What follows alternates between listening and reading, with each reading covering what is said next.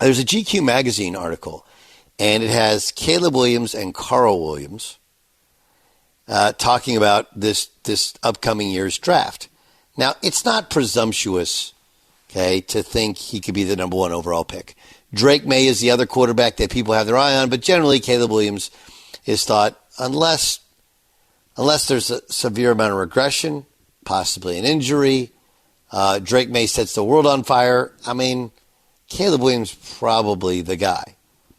And there's a lot of discussion about the Arizona Cardinals, as you just heard also in Dan's update, that Joshua Dobbs, who's been in Phoenix for like a week and a half, is now their starting quarterback. Like they are doing their best to very legally tank and be awful. So there's two different quotes that everybody's reacting to, and let me read them to you, give you my thoughts, then we'll kind of go around the room here. And I think my biggest issue with all of this discussion is that a lot of us buy into an untrue narrative based upon two Hall of Fame players dictating where they would ultimately play or would not play, and we've made that our conclusion. And we do this with lots of things. Lots of things. We do it with laws, with the Constitution. We do it with religion. We do it with the Bible, where we take a very small piece of greater data and use it to be the absolute truth and a great reason to show that history can be your guide, when historically that's actually not the case. Let me get back to that in a second. First, I caught a lot of heat back when Andrew Luck retired because I tweeted out that rehabbing from an ankle injury being too hard was the most millennial thing ever, right? That athletes, non-athletes, people on this planet that are 25 and younger, they look at the world, and look, when I was that age, I think when everybody's that age, you push against conventional wisdom. Right? And as you kind of evolve and as you grow and as you mature, oftentimes you start to go like, hey, conventional wisdom is because people have lived on this earth. Now, some things have in fact changed. There are different ways of doing things.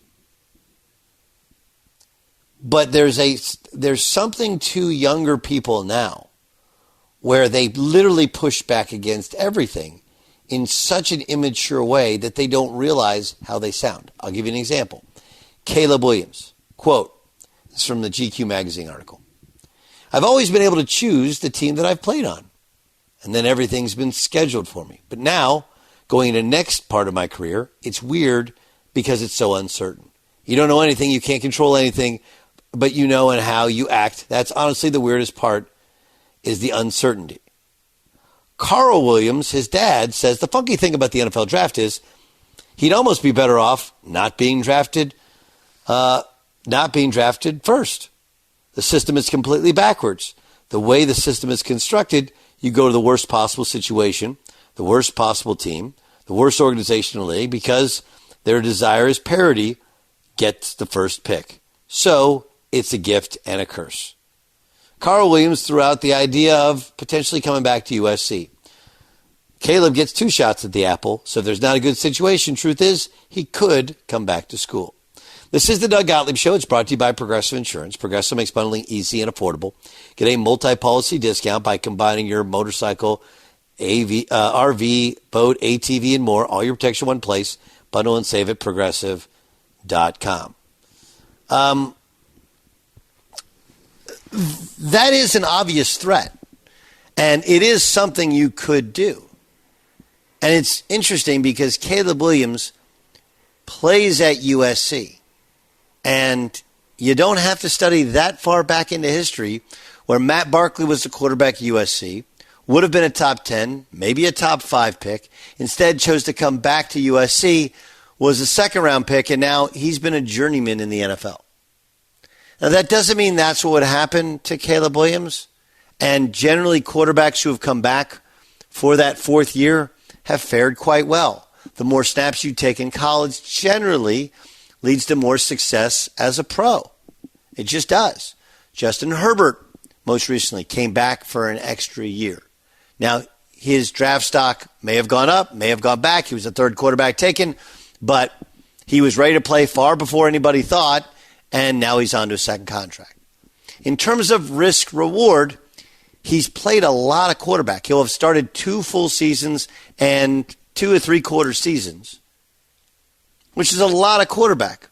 Could he use the extra year? Of course. But the risk is injury. The risk is oversaturation. The one difference in this generation now, and even when Matt Barkley did it, is it's not like he's going to be poor. Most people think he makes several $1 million, and that's great. In terms of financially, though, it's literally the dumbest idea ever. Every NFL agent, NFL advisor, person who pays attention to contracts will tell you the smart thing to do is get in, get playing, and get to work on that first contract, because the second contract is automatically at minimum 3 years away, right? So he's 4 years away from getting generational wealth if things work out reasonably well. Right? But here's the biggest misconception. The biggest misconception is that an organization is one to avoid and another organization is one to go to, and that can determine your success financially and statistically as a quarterback. And I'm sure a lot of this is arrows directed at the Arizona Cardinals because Jonathan Gannon looks completely and utterly over his head. And they've now drafted 2 starting quarterbacks, one of whom is still under a contract, a big contract, and most people think they want to move off of that. And so why blame Kyler Murray when you can blame the Arizona Cardinals? And I just tweeted out and could bring up Joe Burrow. Now, the Bengals weren't terrible when Andy Dalton was their quarterback, but the Bengals have a terrible reputation, especially leading up to when they drafted Joe Burrow. The Bengals were too cheap. The Bengals defense, the year before they drafted him, was through 15 weeks the worst defense statistically in the history of football. They didn't have a very good offensive line, and they were in a division where you can't win. And oh yeah, by the way, nobody believed in their coach. But mostly, the Bengals are too cheap. They have to do everything through the draft. You had people, very smart people, some who work. Colin Cowherd went on his show and said he should pull an Eli Manning and refuse to go to the Cincinnati Bengals and make them trade him. Fast forward just 3 years later. Okay? And remember, Joe Burrow suffered a knee injury his first year, but they've been to a Super Bowl and deep in the AFC playoffs, and he's in line for a contract extension which will pay him hundreds of millions of dollars. And oh yeah, by the way, the roster has been reworked. The offensive line is one of the better ones in the NFL. The skill positions around him are outstanding. And the defense is good enough so that they've been able to go deep in the playoffs, even though they're in arguably the best division in football. The LA Chargers, previously the San Diego Chargers, were, how many times have you heard, don't go to the Chargers, you don't want to go there, they're cheap, they're poorly run, oh yeah, by the way, there's a second team in LA. Justin Herbert has gone there. They're no longer cheap because they have much deeper pockets being in LA. They've re-signed Joey Bosa, they've re-signed obviously Mike Williams. You go through all of the star players on their roster, including Justin Herbert, and now they're a team that has been to the playoffs, and the only one catching the heat is their head coach. They're doing everything in their power to make Justin Herbert's life easier and make it successful. The Buffalo Bills, I know they went to the playoffs shortly before they drafted Josh Allen, but they had gone 13 years without making the playoffs. They were the punchline to all the jokes. They were in quarterback purgatory. They draft Josh Allen, and now they're a competitive team and a Super Bowl favorite in some people's book. The Jacksonville Jaguars were the laughingstock of the league. You got to move out of Jacksonville. You can't win there. You can't compete there. And even in Trevor Lawrence's first year, they won one game and hired a college coach that was an abject disaster. They figured it out. They made the playoffs. They won a game last year. And they're the favorite to win their division this year. Don't get mad at me for saying that Carl Williams is completely out of touch. Don't get mad at me for saying like Caleb Williams is in his own feelings. Just get mad at the data that tells you they don't know what they're talking about. And people who iterate and reiterate this nonsense are completely out of their minds and don't realize that if you get the right quarterback and you figure it out, you're going to be fine. Even if you want to pick out Kyler Murray. Did they do everything in their power to make Kyler Murray work? Yes. They hired a head coach who had known him since he was in high school. They played an offense that he had played since high school. They traded for and gave a new contract to one of the elite wide receivers in the league. And, oh, yeah, by the way, whatever you think of Kyler Murray and his desire to play video games instead of study film, in his first 3 years in the league, they got better every year and ended up in the playoffs. The only reason they fell apart last year was DeAndre Hopkins was suspended first six games, and then Kyler Murray tore his ACL. They went all in. And they still gave Kyler Murray a new contract before that season. You can tell me it hasn't worked out where Kyler Murray is the best quarterback on earth. He's not an all-pro, and he may be sent shopping. He'll get all of his money. He'll get another opportunity. And making the playoffs in your third year after being the number one overall pick seems to be a win for Arizona. And, oh, yeah, by the way, everyone talking about organizations and front offices and who wins and who loses. If you're the worst team in football, generally, this is generally the case, you get rid of the general manager, you get rid of the head coach. And you can question owners all you want.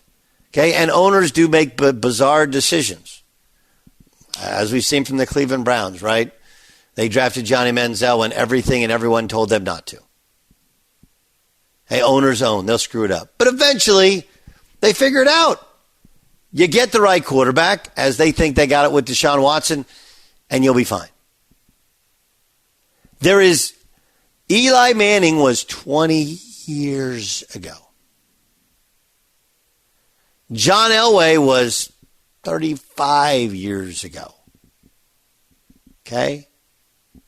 Those are two instances of guys forcing their way to other places. And by the way, when Joe Burrow came out, I said, hey, if Burrow doesn't want to play for the Bengals, that's fine. Eli didn't want to play for the Chargers. Just so you know, the Chargers won that trade. Yes, Eli won 2 Super Bowls. Okay? The Chargers won that trade. Go back and look. It ain't close. It ain't close. I'm not even saying that the Cardinals wouldn't trade or shouldn't trade the pick. I'm saying there is zero recent last 20 years after Eli Manning legitimacy to the argument. As opposed to Joe Burrow, Justin Herbert, Josh Allen, Trevor Lawrence, and even Kyler Murray, who resuscitated dead NFL teams and took them all to the playoffs in their first NFL contract. And all will have or have gotten gigantic new second contracts. I hate to be that guy because this has nothing to do with political affiliation at all. But there's a feelings element to it from Caleb Williams and even his dad. And the facts tell you something completely different.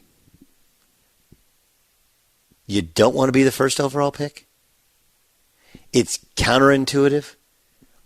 I don't know how to tell you this, Carl, but every professional sports league has a draft. They all reward the worst team with the strongest likelihood of getting the number 1 overall pick.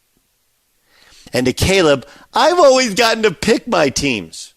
I've always gotten to pick your schools. Well, I mean, that's part of the problem is we allow people to pick what high school they go to, what AAU team, whatever, and this is the real world. Right? Before you were getting paid, you didn't have to pay taxes. You probably never did any laundry before. You didn't have to worry about a lot of real life stuff. Now you do.